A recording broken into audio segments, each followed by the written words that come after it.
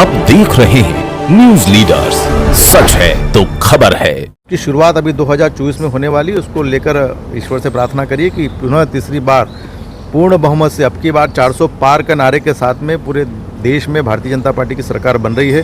प्रधानमंत्री आदरणीय नरेंद्र मोदी जी बन रहे हैं। उनके नेतृत्व में मुझे जनता का आशीर्वाद प्राप्त हो रहा है और पिछला रिकॉर्ड तोड़कर हम चुनाव जीतने वाले हैं। क्या लग रहा है इस बार सरकार तो बन रही है, एग्जिट पोल आंकड़े दिखा रहे हैं, लेकिन कांग्रेस निशाना साध रही है कि ईवीएम पर ठिकरा फोड़े नतीजों से पहले।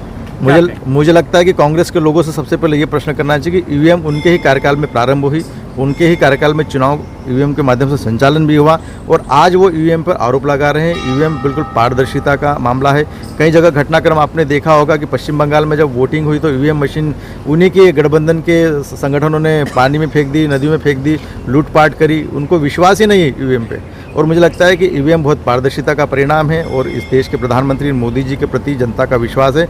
ईवीएम के परिणाम से मोदी जी चुनाव जीतेंगे और मुझे लगता है कि कांग्रेस अब चुनाव का ठिकरा ईवीएम पर फोड़ने वाली है और उनको हार दिख रही है। जिस प्रकार से एग्जिट पोल ने, सर्वे ने यह दर्शा दिया कि अब की बार 400 पार के साथ में भारतीय जनता पार्टी की सरकार बन रही है, इसलिए अब हार का ठिकरा किस पे फोड़ें?